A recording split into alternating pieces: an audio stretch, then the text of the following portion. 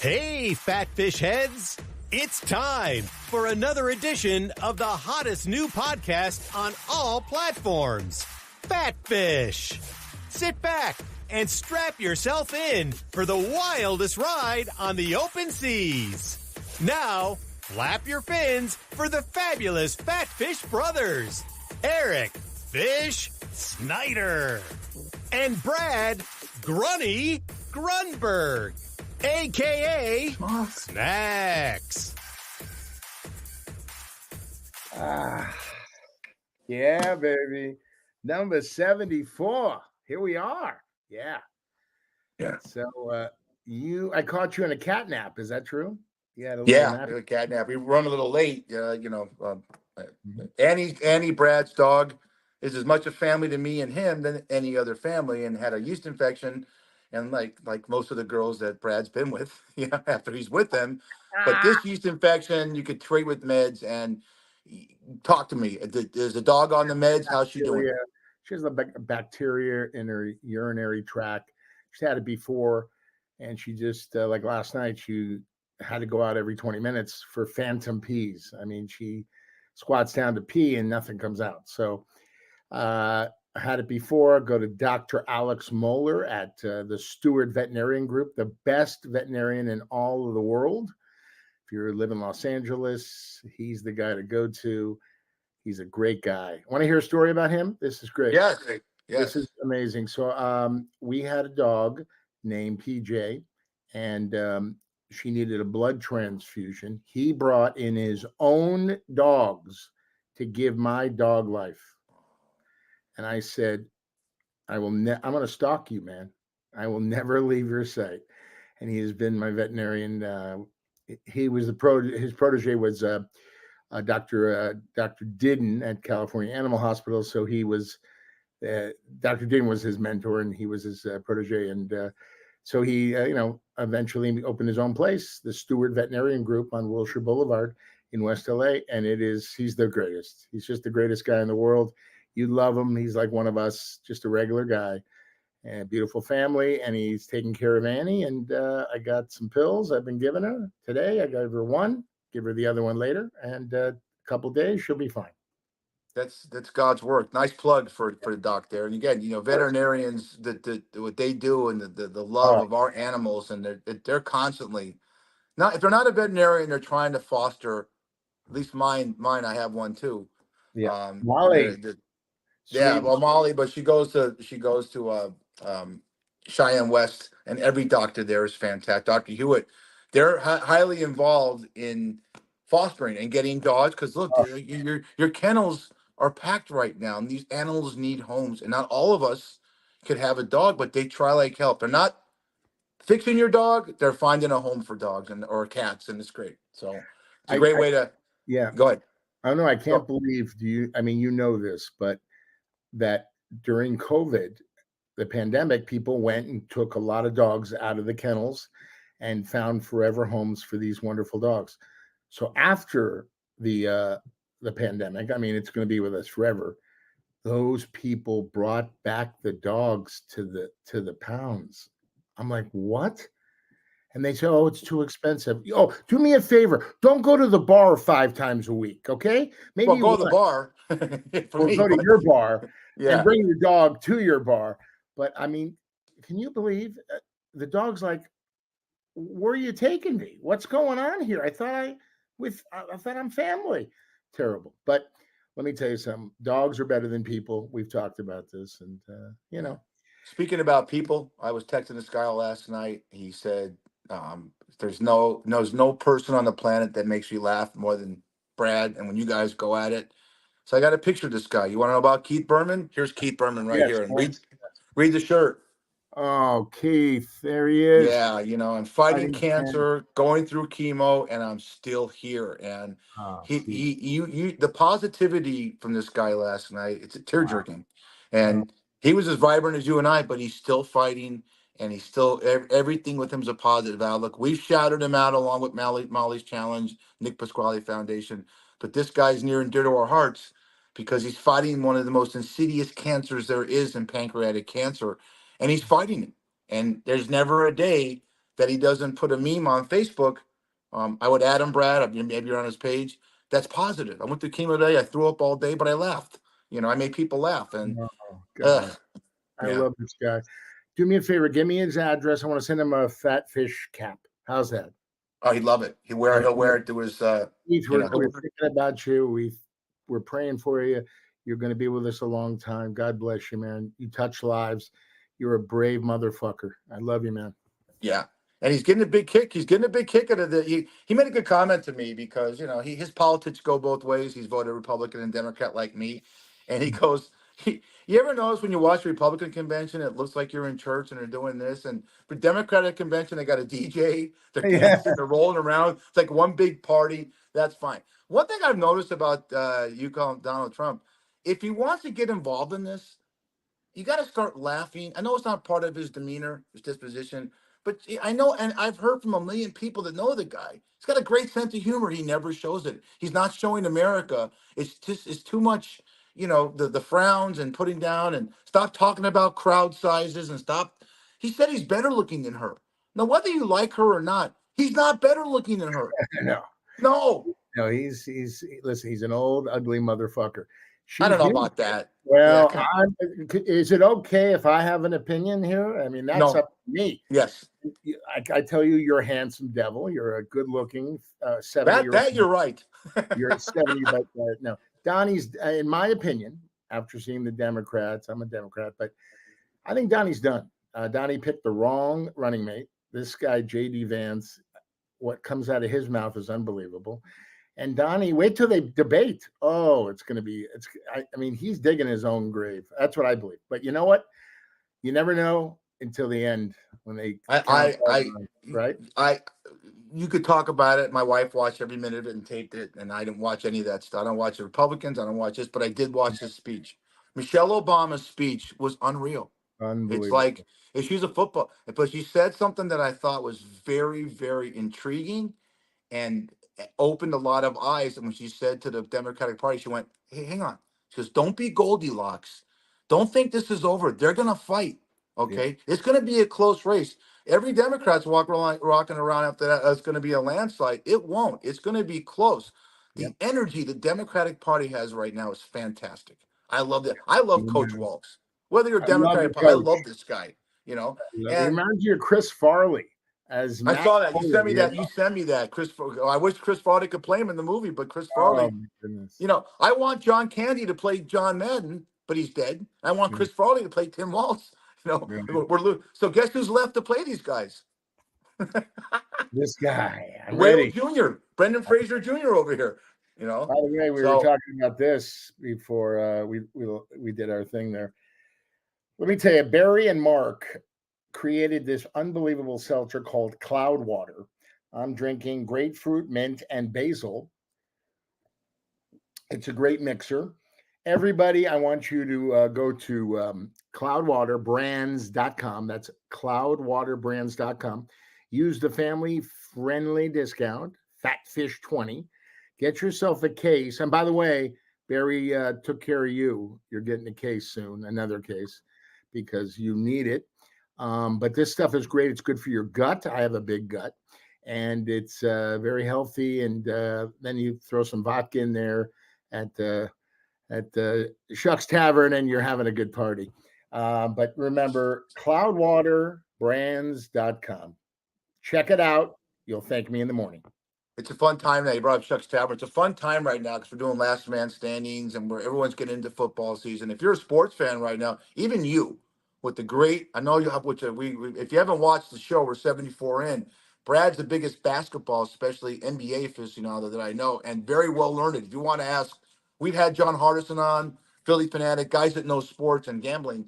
Brad could tell you anything about the NBA. They just finished a great run in the Olympics. And believe it or not, the Lakers and the Warriors go to training camp in a month. So you don't have much of an off season with the Olympics. But college football starts in earnest. If you haven't watched the show in the past, it's a little bittersweet for me, Brad. This is the first time in your 38 years that you're alive. Am I 60? I'll be 64 next month. All right. The Pac-12, not having the Pac-12, not having Stanford play UCLA and Cal, Does it bother you as much as it bothers me? It's weird. It's like, it's weird. I went to Arizona. It's like I was, you wait for Arizona State. I don't even know who's playing who, where they're going. I have no idea what the fuck's going on. It's so weird. How long was the Pac? Well, the Pac-10 was around forever. Then it became the Pac-12, right? 2 teams entered. Sure. Utah, right? Utah and Colorado. And now they all left for the money. And now I don't even know who's in the Pac-12 or it's Pac-4. There's no Pac-12. They left Oregon State and Washington State that merged. They're playing teams in the Mountain West where UNLV is, Fresno State. You and Arizona State will at least play each other. They kept that rivalry around. But it's to win the Big 12. You lose Texas and Oklahoma that go to the SEC where Alabama is. But you got Colorado. You got some good teams. You're going to play Deion Sanders, who is a big name. It just doesn't feel right. If you grow up in California like Brad and I did, the Pac-12 basketball, Pac-10, Pac-12 basketball and football, there's a certain revitalization you get when it starts. And yeah, we'll love college football. It starts in earnest this Saturday. So I'm excited about sports. Brad, are you into we're in the home stretch of baseball season. The Dodgers have 35 games. Do you pick up your momentum watching baseball, or are you a big playoff guy? I like baseball. I like it a lot. I love seeing Justin Turner. Yeah, he's been on, since the Dodgers. He went to Boston, then he went to where did he go? He went to another team, and then he went to Seattle. They kicked him to Seattle, and it was just seeing. I got a standing ovation at Dodger Stadium. I love Justin Turner. I hope they trade for him and he ends up a Dodger again and retires as a Dodger. He has brought so much love to Los Angeles, and he's such a good guy too. He's a philanthropist. He helps people. Him and his wife have a wonderful charity. Just a great guy. He gives back. And definitely we have to send a prayer out to Freddie Freeman's son, who has some sort of genetic something. He's a young kid, and God bless him. He gets well soon. Freddie, we're doing a shout out to you. We love you, and may your son get well very soon. So absolutely, your health is well said. Well said. That being said, pet peeves. I've talked about this, and I have to ask. I've thought about asking you this when we talk. We talk a lot, but I want to do this on the show. Yeah. When I'm in the bar, my biggest pet peeve is someone on their cell phone and they're having a conversation and it's on speaker and it's loud for the whole bar. Have you ever been in when you're in your lift and it's you and you have the back seat and your clients are in the back seat? Have you ever had a time where someone's on their phone and they're in a major argument and I'm going to kill you, motherfucking this and that? And you're like, what the hell's going on? And did you try and diffuse it or you just let it go? No, it happened. No. They're my client. They say I got to make some phone calls. I go ahead. I don't say a word, but I listen. And I've heard some unbelievable shit. You know what I'm saying? Yeah. But no, they can make phone calls. I don't. What would you do if you heard like a threaten or someone's on the phone and says, "Yeah, man, you got 2 kilos of the yayo. Yeah, I'll have this guy pull in the. Hey, I know we're going to Westwood, but can you pull? Can you go into Los Feliz right now? I got to make a stop. Are you culpable? Are you culpable as a Lyft driver if a guy makes a drug deal? I don't even know I don't even know what's going on. When that talk starts, I'm like, whatever. Okay, so let's do an episode of The Force that you and rest in peace Tom Sizemore. I'm playing your partner, and you're driving a Lyft, and you pull into Los Feliz, and you're being watched by cops, and they pull you over because you're an accomplice, but you're not really. It'd be an interesting show, wouldn't it? No. Yeah, I think so. I mean, remember, the people can't pick me as their driver. I mean, it's random. So the guy gets in and the guy's a drug dealer or whatever. I've had some sketchy people in the backseat. Trust me. I've had some very interesting. Have you ever had anybody in your Lyft that you had to throw out or just was so obnoxious that you said, "Hey, dude, let's just end this right now. Get the F out"? Yeah. Basically, if the guy's giving me shit, I didn't even let the guy in. He was screaming at me this recently. He was at Fat Burger on Little Santa Monica and Beverly Drive, and the guy was in the wrong spot. So I had to turn around. It was rush hour. He starts screaming at me. I go, bro, don't scream at me, okay? I'm not screaming at you. Goodbye. Cancel the ride. Find somebody else, asshole. I don't have time for that, okay? I'm doing them a service, okay?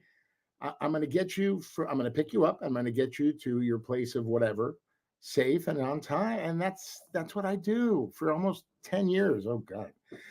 I'm telling you, respect me, I'll respect you, but I don't even pick up anybody. And has anybody been in the car? One guy. I go, goodbye, get out.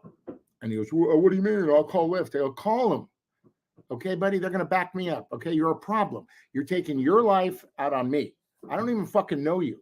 Get out of the fucking car, call yourself another Lyft, and give somebody else your problems. Okay, buddy? Positivity and love, asshole. I love that. That's what you should say to the person when they're going away. By the way, positivity and love. Then you should make like you're putting a call into dispatch and says, "Yeah, I got a guy. He's in a red jumpsuit. He looks like fish, and he's being really obnoxious. Don't.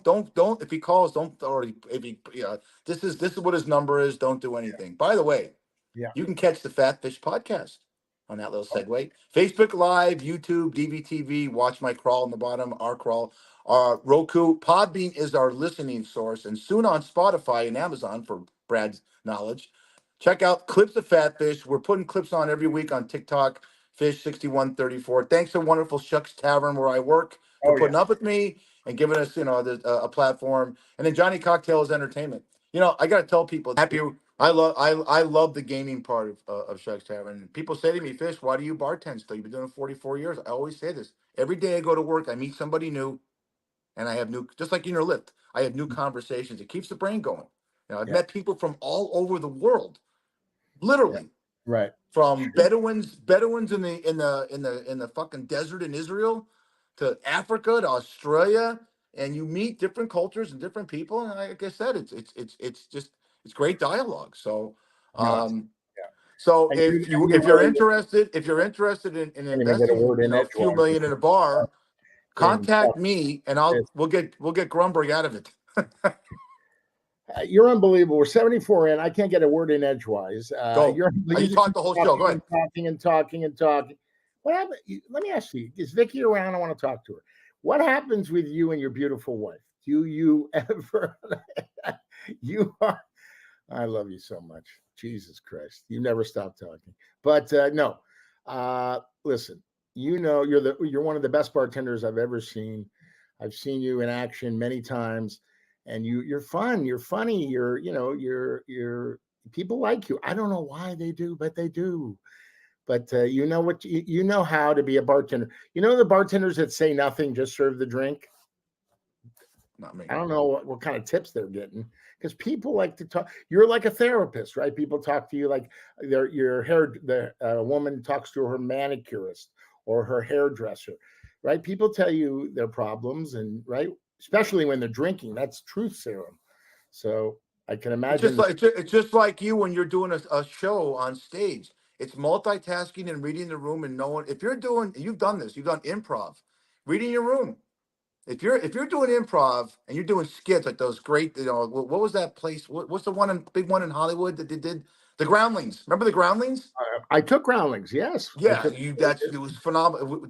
Great place. You explain what the Groundlings are, but that's what you do as a bartender. It's like Second City. It's like what's the other one? Second City TV in Chicago. It's Groundlings is based in LA. And there's another one, I forgot the name of it, but yeah, it's all about improvisation, comedy. It's really great. I took 1 year and then I stopped because I should have gone on to the next phase, and they kept me back for more money. I didn't like that, so I left.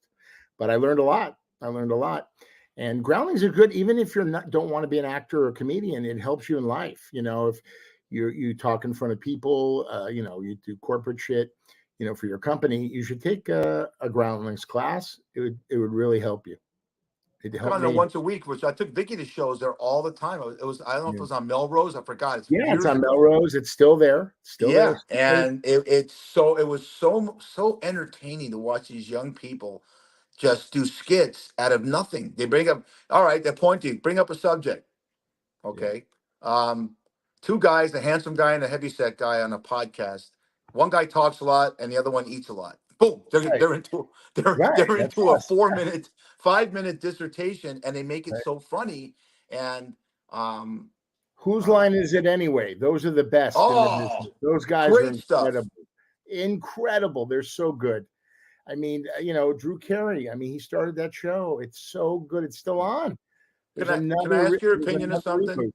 Can I ask your opinion of something? I saw Talking something really sports wise. again? Well, I can be versed in other stuff, but this is the entertainment business is that's your arena, kid. Really? I'm very Thanks. concerned about I'm very concerned, Brad, about AI. They were talking about using AI to recreate Pat Summerall and John Madden, one of the greatest NFL broadcasting teams, to do games. True. And I'm wondering how much is that affecting your business with looping, and what is the one thing that scares you the most about AI that could take jobs away from people in your business? Forget about just show business. Look at this Waymo. I don't know if you see these cars with autonomous drivers. No one's driving the car. You ever see No, these? Oh, I have not. They're in LA and they're test driving it or whatever. Soon there'll be no drivers. Only these cars running around, so they keep all the money. It's terrible. Now in show business, yes, looping, voiceovers, all that stuff. Goodbye. Eventually, they're going to just computer generate it. AI will do it, and you'll be able to tell. Dave Linden, he came to LA last week, and we were talking about AI, and he goes, "Oh yeah, I can tell. You hear that voice? That's AI." I go, "How do you know?" He goes, "I know." Really? Oh yeah, he knew. Wow. He could differentiate from a real person and AI. Listen, they always say, "Oh, it's going to create more jobs." It's bullshit. Okay, they're gone. Life is going to change with this AI. It's terrible. It's really bad. It's all about life. I mean, right. Life changes. You look, with the technology, computers, phones, all that stuff, man. It's not like when we grew up. You know what I'm saying? It's not like when we grew up. You gotta pivot. You gotta go with it. And it's sad. It is sad. Very sad. It's I what's sad. hate So to be it's a just Debbie Downer, but that's the truth. So it's the same analogy. I remember Steve Jobs was interviewed, the founder of Apple and basically the internet, and they said, "Well, how's this?" And this is back in the late '80s. They said, "How's that going to affect travel agencies? All right, libraries and Right. bookstores?" He goes, "Oh, it won't. They'll learn how to adapt." Well, guess what? All the Borders bookstores in Las Vegas have closed. There's a few Barnes and Nobles. Find a travel agent somewhere. Remember when you and I were younger? Well, you're 38. When I was younger, to make a Yeah. not even 25 years ago, you want to go somewhere on an airline, you went to a travel agent. Gone. Right. Because Gone. now it's You do it easier to go on yourself. your Southwest airline app, but it's the same analogy to AI. The technology costs jobs. Look how many robots there are bartending now around the world in Japan. I Yep. mean, how are you Horrible. going to pick up on a girl if there's a robot? That might be your best shot. Yeah. That's a good one. That was a good one. You wouldn't know it's a robot, and you think you got a shot, and Yeah. it's like, wait for me at the end of my shift, and you go there. Hey, Poor bastard. bottom line, if Wait it till the delivers, wait till the robots are strippers. yeah, this goes. What? What did Wait you till the say? robots are strippers. It's going to happen. You know. I don't care. I just want them to have large breasts. I don't care. Oh, they'll be synthetic. You'll be They fine. don't even talk to me anyway to begin with. They talk small to you. talk. No, they don't. They talk to you. Sometimes, well, yeah. Hey, You know, listen, I want to touch on something. please We don't. ended the show last week. The best thing about we had a great guest on, Mr. Mystic. Crazy guy. But we He's the ended the best. show with something that I got so many emails about. Why didn't You you get a tell six. me this?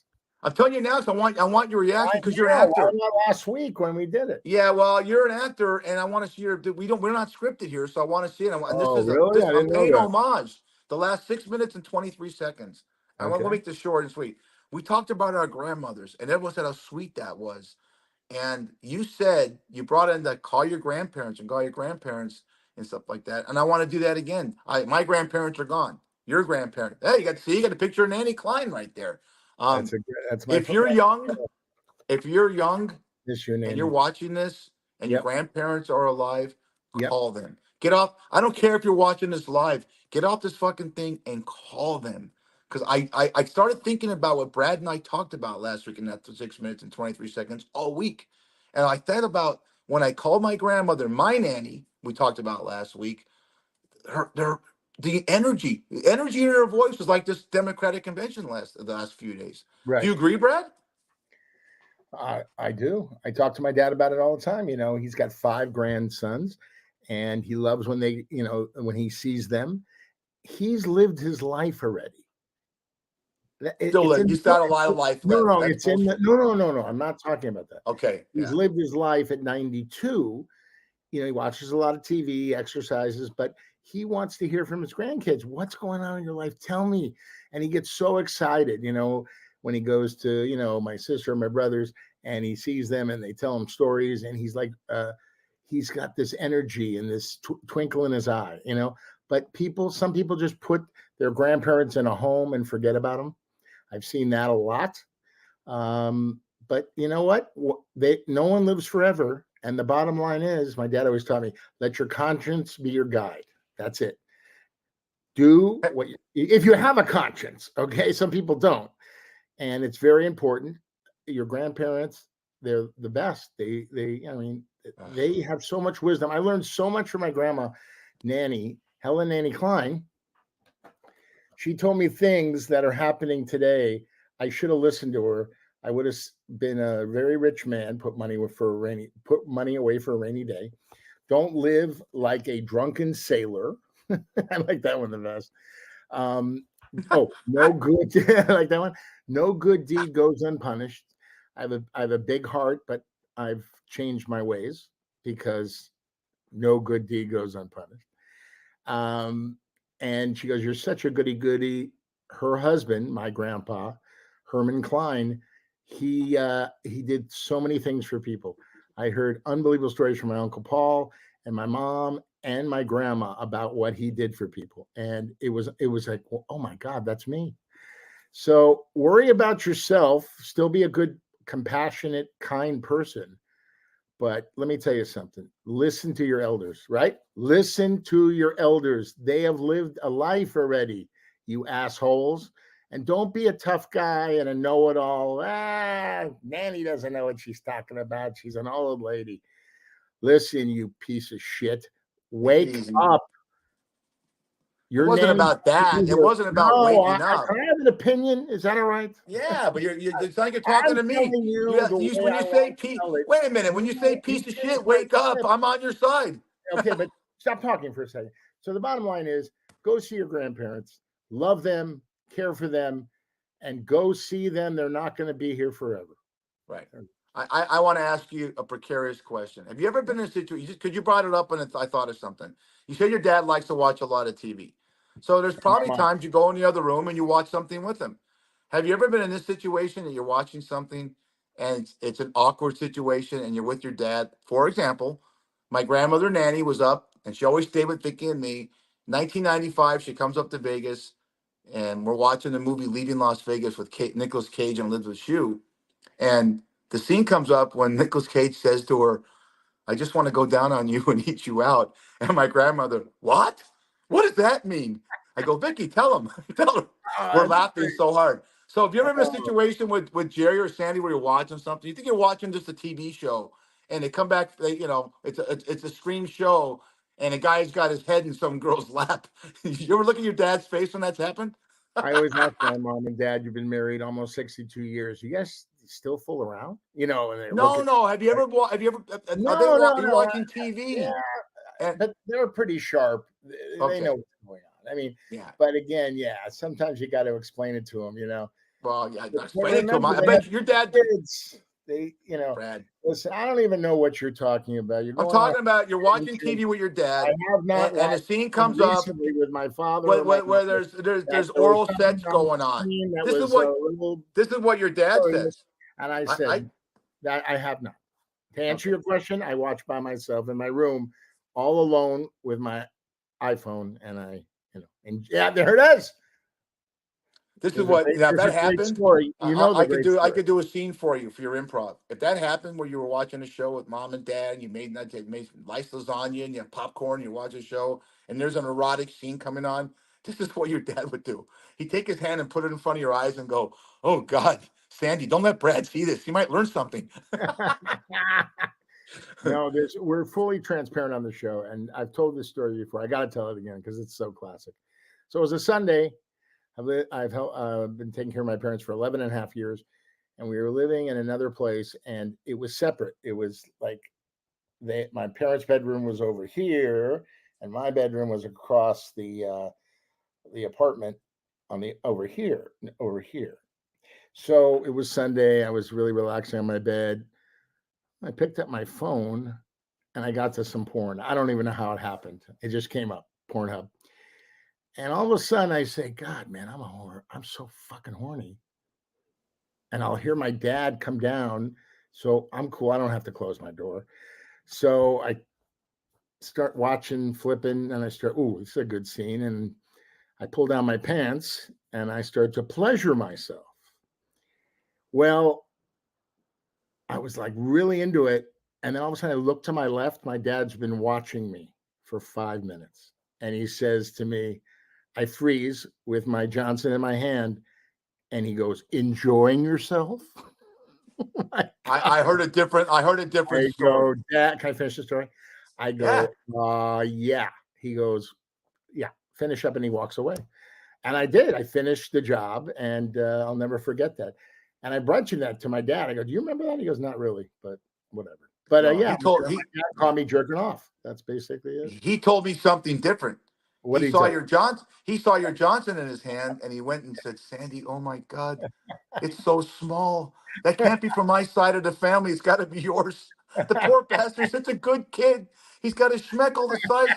He's got a schmeckle the size of a eunuch, and they don't have a I schmeckle. can't even find it. I can't even find my pee-pee. I don't Check out some of these memes. God, I'm so happy. You know what, Brad? Another thing. God bless. You have your mom and dad are still alive, and I'm every living on day. house money.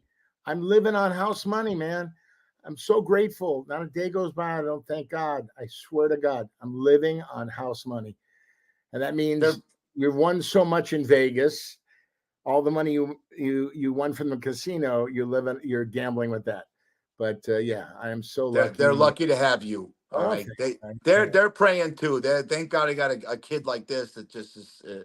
It's a wonderful human being. So if they catch you jerking off and you're watching porn, that's the least of their worries. Hey, this is an interesting meme in the world we live in. Then we'll have to loosen up a little. Check this. Check out this sign. I bet aliens ride past Earth and lock their doors. I mean, wow, are we that bad off right now? Yeah, we're bad. Are we that divided, Brad? We're divided. LA, I've never seen crime like I've seen in LA now. Our district attorney Gascon is one of the biggest fucking pieces of shit. He did a no bail. Okay, my buddy's a bail bondsman. He says, the disadvantaged kids don't have the money to bail out. Then don't do the crime. So many people. Okay, ready for this? They break into a Target. They steal all the shit. They arrest them. They process them downtown. They get out and go back to the Target and do it again that same day because there's no bail. It's terrible. This guy's got to go. Horrible man. Horrible decisions. And no, the crime in LA, it's very dangerous. It really is. Did you hear about the bartender, this Johnny, I forgot his name, Johnny Wachter. He was an actor, great guy. I mean, everybody loved this guy.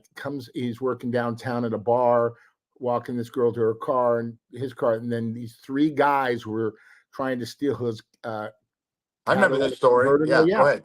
And he goes, what are you doing? And the car was propped up. The guy looks at him. Now, he could have just backed away and left, or these guys didn't have to do anything. Guy takes him, shoots him dead, right in the chest. Goodbye. For what? And they caught them all, thank God. And these guys were repeat offenders. These were gang members. Horrible, just horrible. And this poor guy, Johnny, wonderful guy, helped people. His brother I heard his brother on the radio the other day, just talking about him. It's just, it's so wrong. There's so many problems. This world is falling apart. Ukraine, Israel, Gaza, Putin, just the worst. I mean, we need peace and love. I mean, it's just, I don't know. Listen, there's no magic bullet. I'm just telling you. It's just really, the homeless in LA. Oh God, man. What I see on a daily basis lifting around town is some of the saddest stuff I've ever seen. It really just people sleeping everywhere. I don't know what they've done, what kind of dent they've made. I don't know. It's tough. You got 40 plus million people that live in LA and in LA in California.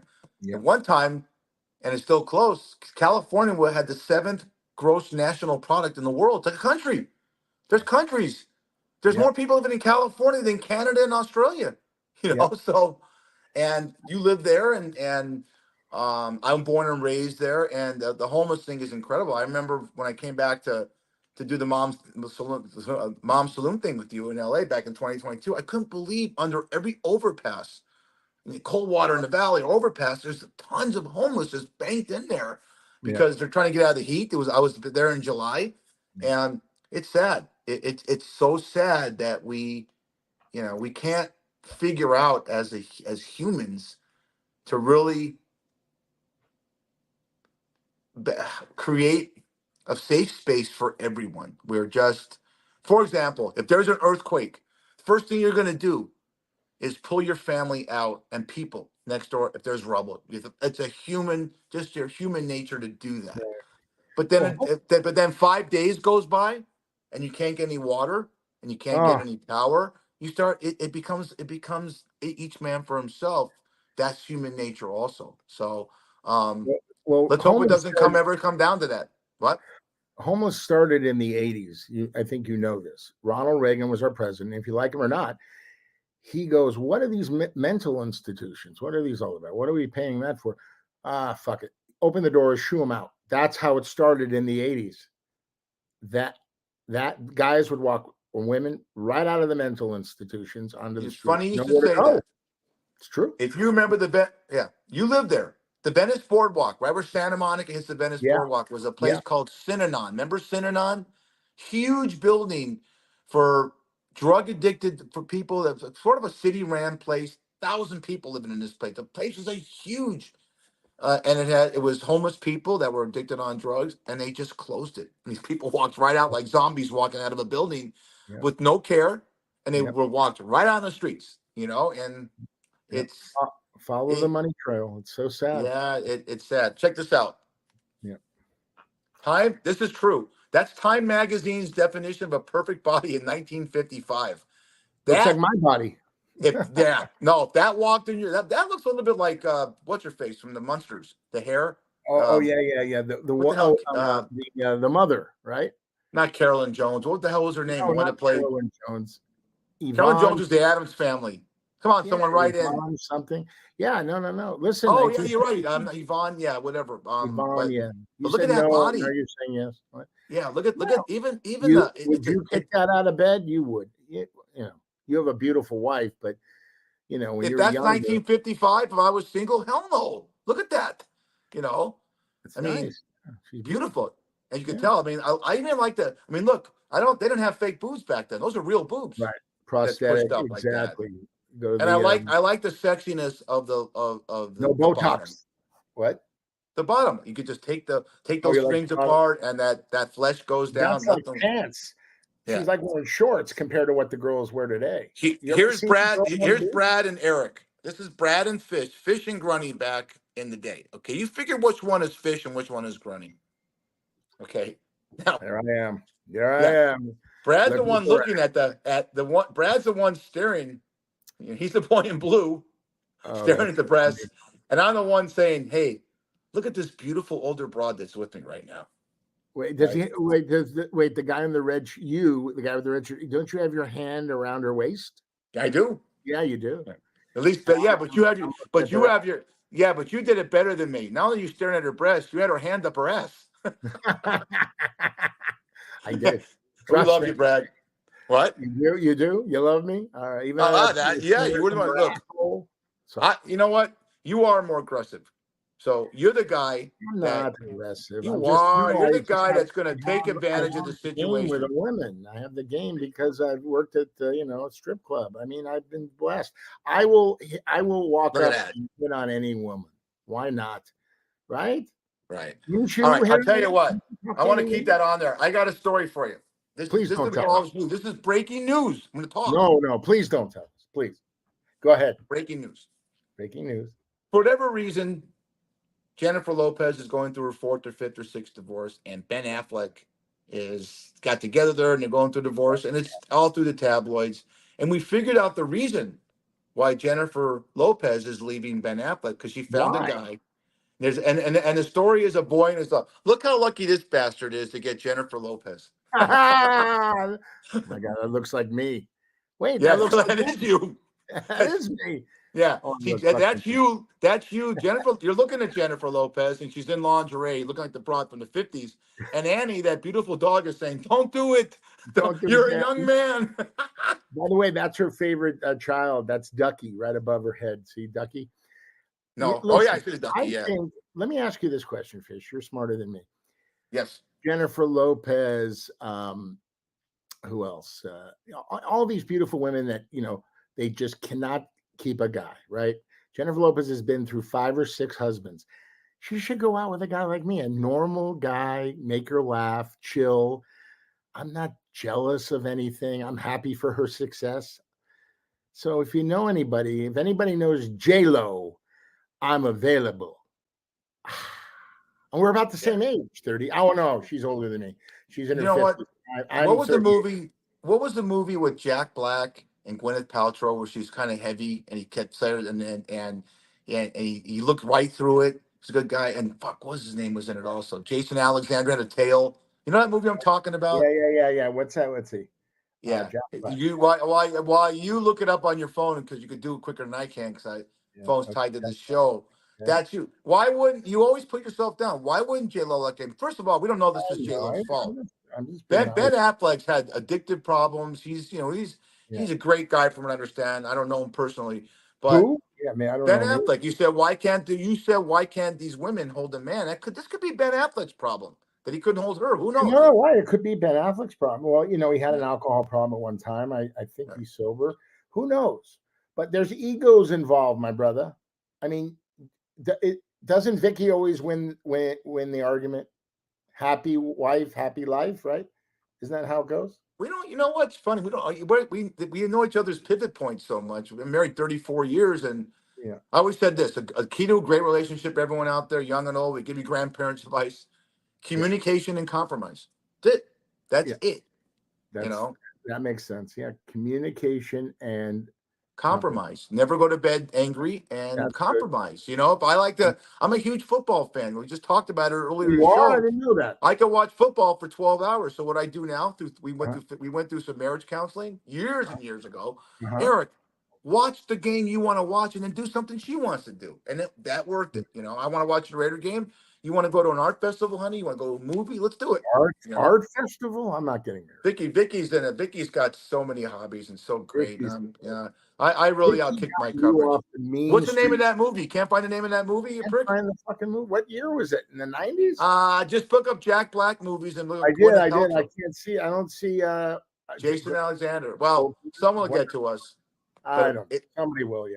But anyway, that reminds me of you. But yes, there should be a woman for you. What's this right here? Oh, this is true. Welcome, oh my God. Welcome to Pecker's Cutoff. Population 2. Who is the wife that cut what's his name's penis off? What's his name? Oh, Joan. God damn it, John. Not John Bonham. Jesus Christ, that's a drummer from Led Zeppelin. He cut his penis off to the ball sack, and they had to stitch it back together. Right. Yeah. Can you imagine that?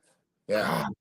You're sitting there, you're arguing with your wife. All of a sudden, she has a knife, and she just cuts your penis off. With a butter knife, not just Oh, that's got to be the most painful fucking thing on the planet. That is got to be John Bobbitt. Yeah. So no, look. You know what? We're blessed. I had a girl in the car, and I always ask the young people this question. So I'm in Brentwood, your neck of the woods. Barrington and San Vicente, Coffee Bean. I go, have you ever seen Fast Times at Ridgemont High? And they always say no. I go, put it on your list. This used to be a place called the All American Burger. It was a real restaurant. And you got to see this movie. It stands the test of time. It is so good. You know who should have been the breakout star? Robert Romanus. Damone. He was phenomenal. Robert Romanus, excuse me, Robert Romanus. I want to get him on the podcast, but oh, is he good? Is Damone, right?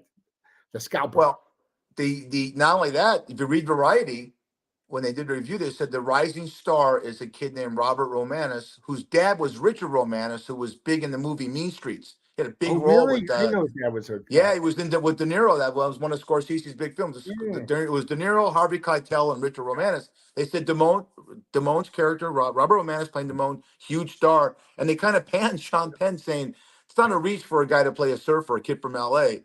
And I don't know what happened with Robert Romanus. I heard drug or something because No. I saw him. I know he's been on podcasts and stuff. He was like in Murphy Brown. He was a knock. he worked. Okay, knocked around. I saw him on commercial auditions and stuff. Nicest guy. He could be bitter and angry. You know what I'm saying?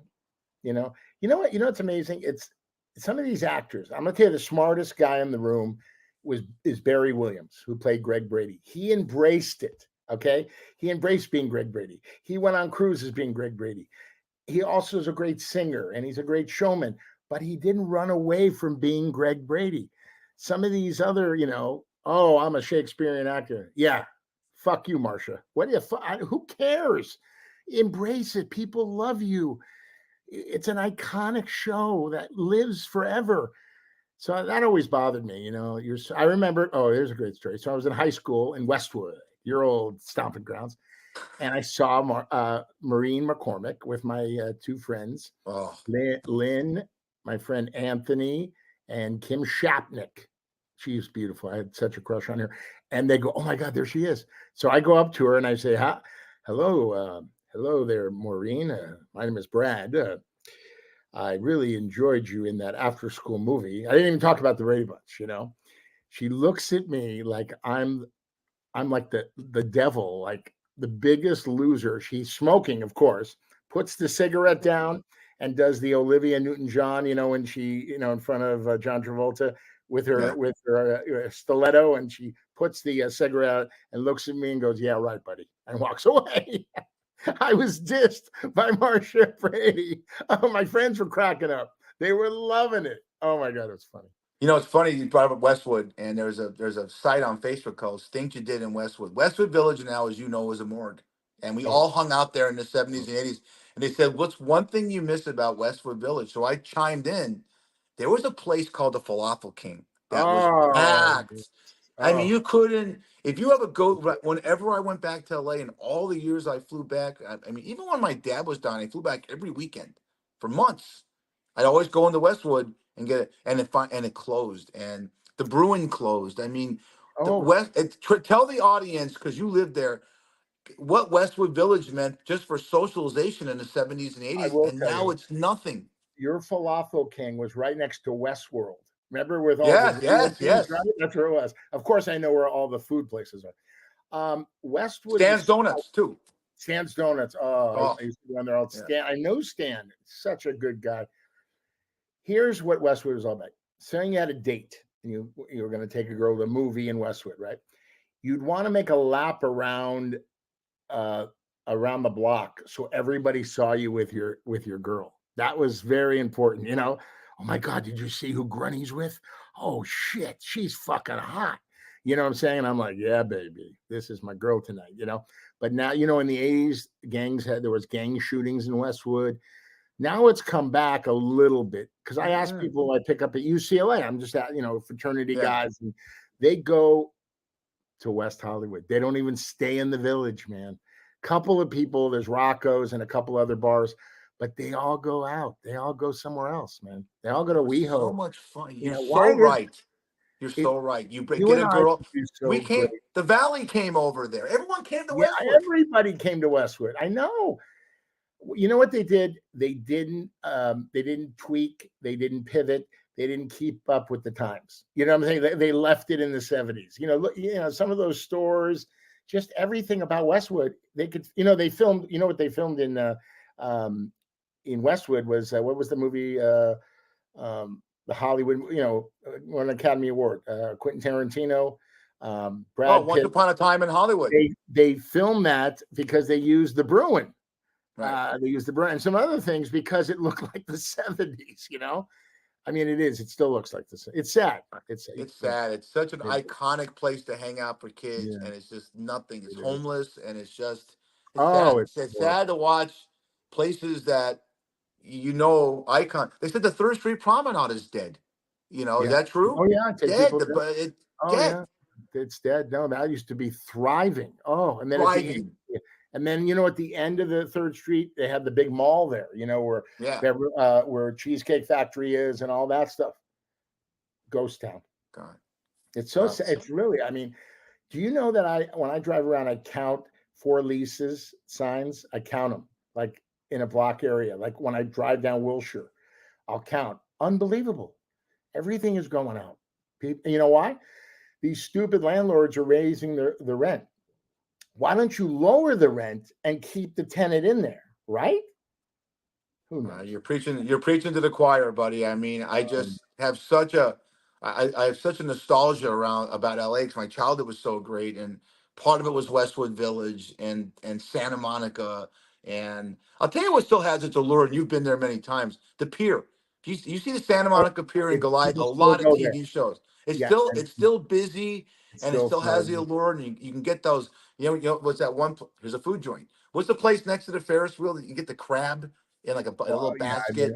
Right. And you dip in the cocktail sauce. It still tastes like it did in 1975 when you got it there. So there's still places in any city. This is my list. People get in the car, I go, oh, I'm from Alabama. I go, okay, let me give you my list. Right. First thing, Venice Beach Boardwalk, the greatest freak show in the world, right? You got Muscle Beach, you got paddle tennis, you got little stores, little cafes, and then you got the street performers. Oh my gosh, it's fantastic, right? Then I say the two best malls. The first one, Century City Westfield Mall, could be they put $1 billion into it. During COVID, it took them like 5 years to renovate it. Oh my, every store that you ever, high-end stores like Beverly Hills, movies, restaurants, the Shake Shacks, the Chicken Shacks, everything is in there. And of course, the Grove, where our grandmas took us to farmers market. Oh my goodness, right? Nanny took me to farmers market. But we talked about this. Andre's Spaghetti was across the street on 3rd, and Andre's Spaghetti is still there. We used to go there because Nanny didn't like the tip.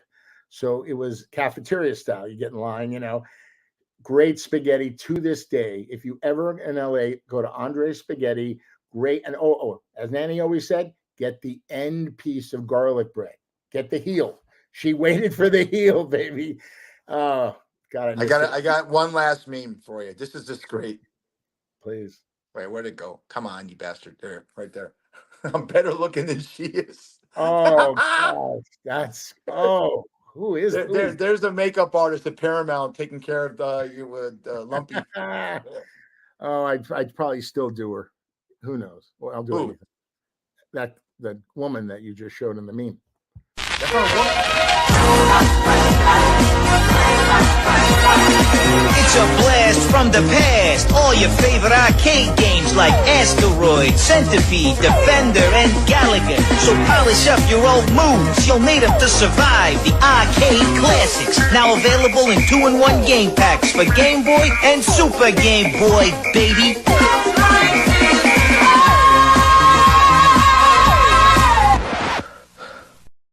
Harry Vallone and Robert Clifton wrote that for the advertising company. I spent 1 week with a dance choreographer named Sandra, and 2 days I was on that floor in a stage dancing. And these guys, Gary and Robert, would go, "Oh, do it again. Do it again." I go, "Look at me. I can't do it again." But I just sucked it up and I kept doing it and doing it.